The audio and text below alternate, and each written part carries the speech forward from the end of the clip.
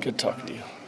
I see a lot of changes around here over the last few months. I want to ask you, from your perspective, being here so long, about that Turnipseed and some of the changes that he's brought along. What it's been like getting to know him, and just how important is that role? That has kind of become one of my best friends. Thad is somebody that wants to get things done, and it's all about the program and what can we make the program better, and what can we make and give our players the best opportunity to be the very, very best and to be playing on equal playing fields. Like he said before, you don't want to go to a game and you're down 10-0 because you didn't have the resources or the opportunities to put your players in the best position. I've become very close with him. He is very, very smart. He knows a lot of people that I had an opportunity to meet when I was at UAB a long time ago. A lot of the Clemson guys and Alabama guys. So some of the similar relationships. But he's very important piece to our program and us going forward. What do you think when you first meet him and he's drawing up stuff that he wants to change, whether it's the office structure? Well, I'd had a chance I learned about him being with Brent that week before when we were flying around everywhere, so I got a good head start. But the first week that I met him, he's walking through offices. We can knock these walls down, we can knock this wall down, we can add 2 more cubicles here, we can do this, we can do that. And he was exactly like what Brent said that was going to take place. So, and at the end of the day, it's all about, we want to be the best program in the country. That's it. So why not be the very best? And that takes a lot, and that's not easy, but that takes a lot. But it's all about giving our players the best opportunity and the best college experience they can have. Appreciate it. Yep. Jason Cruzy? Hey, Cale. Yes, sir.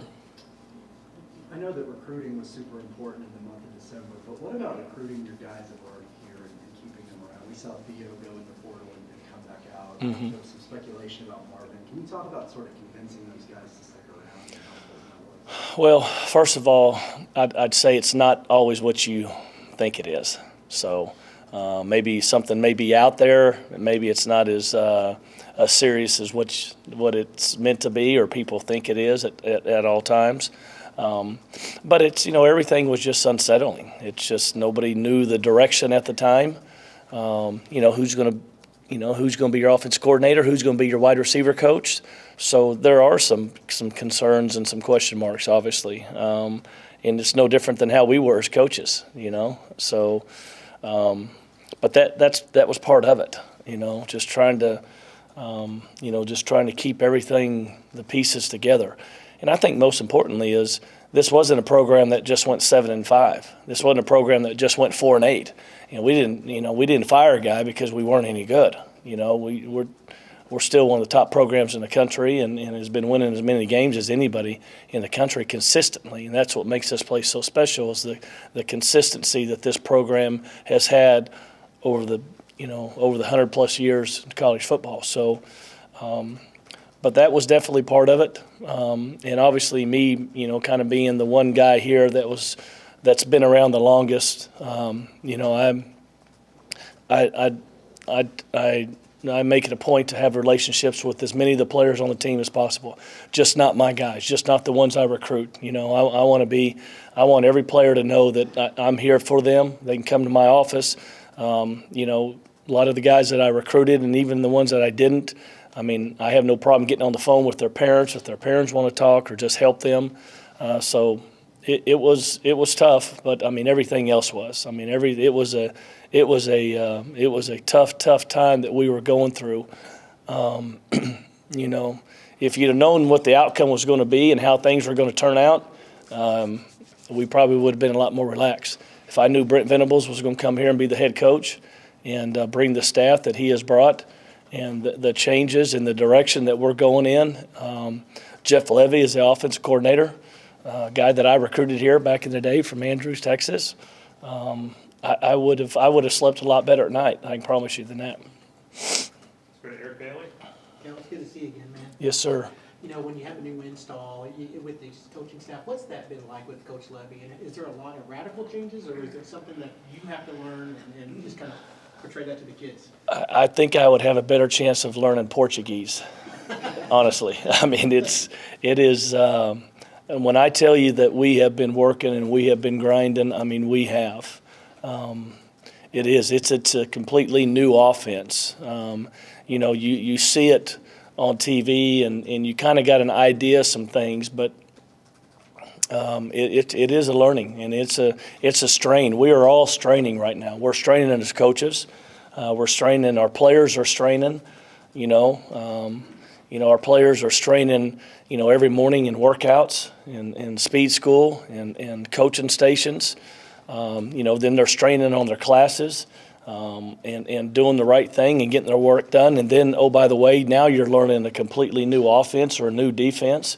So it's definitely been a month for a lot of grind and a lot of strain. I've told some people that, I kind of get up here around 6:30, and before I know it, I'm sitting at my desk and it's 7-ish, and I'm like, I probably need to go home, I mean, you're working. I mean, we're having lunch. We're eating in our offices during lunch. We're working right through it. So, but it's so exciting. Again, you guys know I've been here a very long time. I've never been as excited about OU football and what we're about and what we're doing, and what we're doing with the relationships with our players and the direction that we're going into. I mean, it's exciting times here. James Hale. Cale, nice to see you again. You now have you're in charge of the whole wide receiver crew. How big of an adjustment is that? Could you talk about your room too?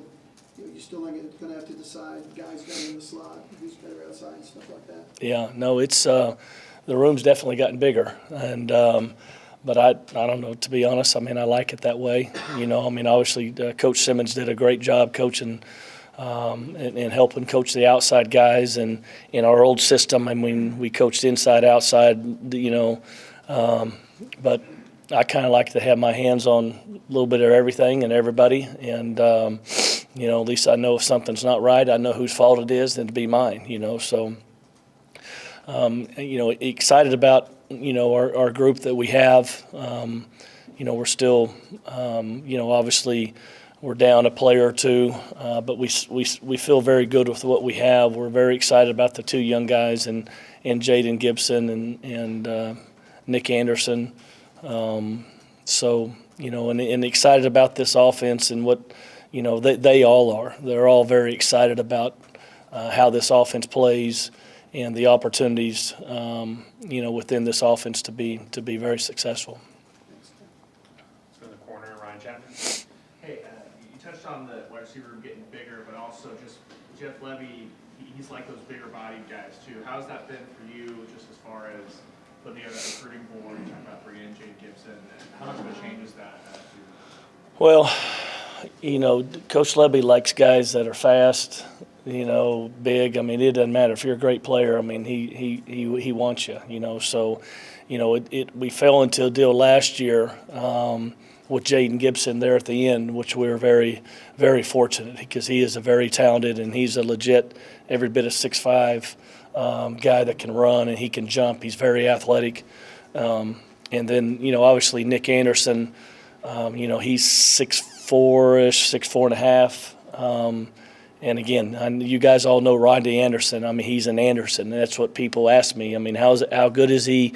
I mean, I'm like, he's an Anderson. I mean, it's like I shouldn't have to tell you anything else. And he's a lot like him. I mean, the mom and dad have done a tremendous job. And, I mean, he's got that mindset. He's very, very gifted. He's very fast. He's very smooth. At the end of the day, I mean, this is going to be a fun, exciting offense, and we got to find out who's going to be our best 3 or 4 or 5 receivers, and we'll move people around if we have to.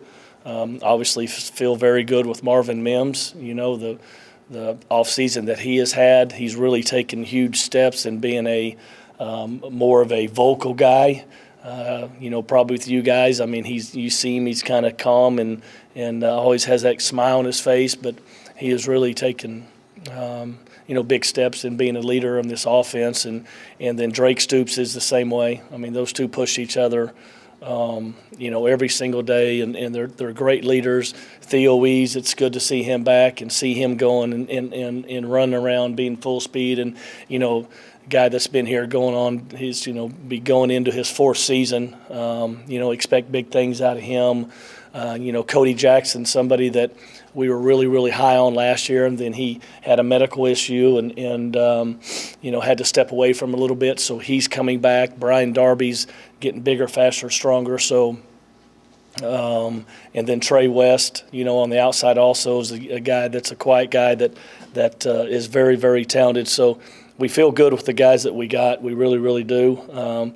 Obviously with the backfield with Eric Gray and your Marcus Majors and the quarterback, I think we got a chance to put some pressure on some people. The far right side, Gary Neiman. Hey, Cam. Yep. With Bob all those years and then the transition to Lincoln, all you knew was stability around here. Yeah. It's a big deal for an assistant coach, right, to have that in place for as long as it was. How much of a shock to your system was that period of instability between Lincoln's departure and Vince arrival?